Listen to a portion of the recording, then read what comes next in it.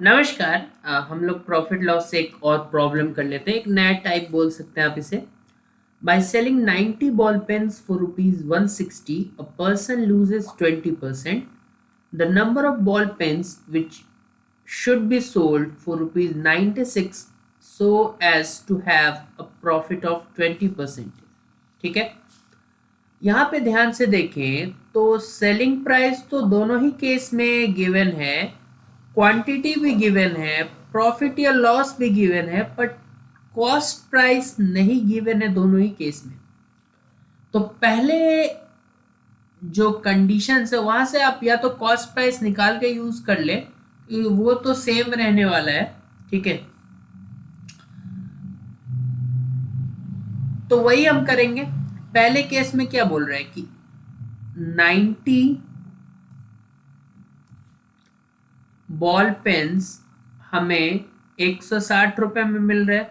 तो हम यहाँ पे बोल सकते हैं कि एक ball pen will be in 160/90। ठीक है, अब ये जो है ये सेलिंग प्राइस आ गया हमारे पास 160/90।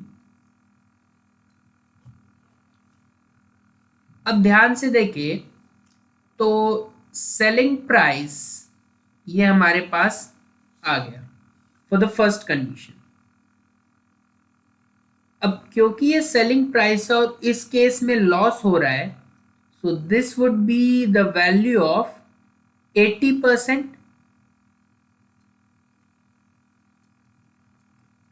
80% से डिवाइड कर दिया। हमें कॉस्ट प्राइस तक पहुंचना है तो कॉस्ट प्राइस हमेशा 100% का वैल्यू होता है, तो मल्टीप्लाई कर दो। जिसका भी वैल्यू निकालना होता है उससे मल्टीप्लाई कर देते हैं। तो ये हमें फर्स्ट केस का कॉस्ट प्राइस मिल गया। लेकिन सेकंड केस भी तो है। सेकंड केस में क्या बोल रहा है कि सेकंड केस में इसी तरीके से 96 रुपीज है। अब कितना पेन बेच रहे हैं हमें नहीं पता, हम एक्स मान लेते हैं।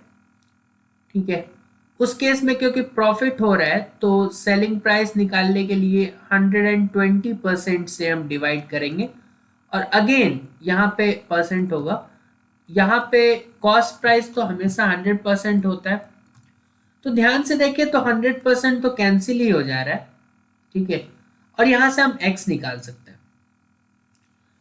अब इसी को हम लोग एक फॉर्मूला की तरह याद रख लेते हैं। अगर ये आप बार बार कर पाओ तो ठीक है, बात वही है। इसको डायरेक्ट आप कॉन्सेप्चुअली देखें या फिर फॉर्मूला की तरह यूज करें, वैल्यू तो सेम आने वाला है क्योंकि ये परसेंटेज कुछ खास प्रॉब्लम देगा नहीं, क्योंकि अभी भी ये परसेंट हम हटा सकते हैं, इधर दोनों तरफ है। और 82 जा, ठीक है। इसके अलावा हम ये ज़ीरो भी हटा सकते हैं।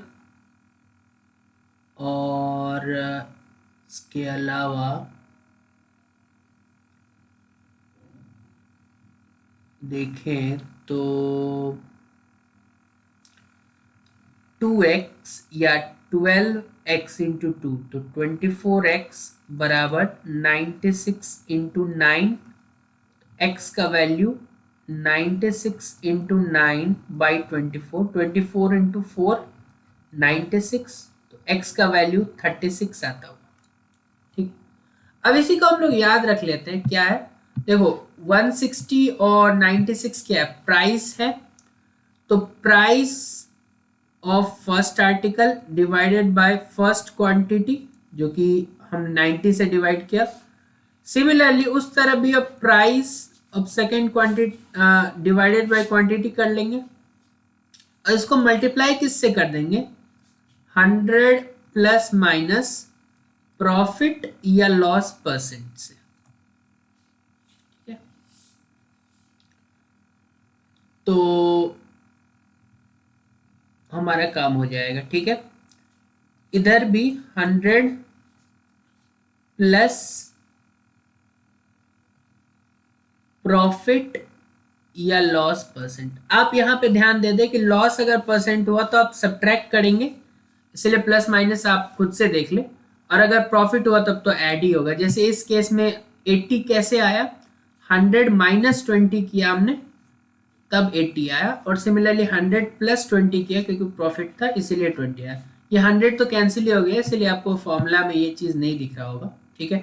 तो आप ऐसे भी यूज़ कर सकते थे, डायरेक्ट आप यहाँ पे 160 और 96 डालते ऊपर, क्वांटिटी में 90, ये क्वांटिटी आपको फाइंड करना था, ये वैल्यू 80 हो जाता क्योंकि लॉस था, ये वैल्यू 120 हो जाता क्योंकि प्रॉफिट था, जल्दी से निकल जाता। तो ये फॉर्मूले पे हम कुछ एक दो प्रॉब्लम्स करेंगे जिससे ये क्लियर हो जाए।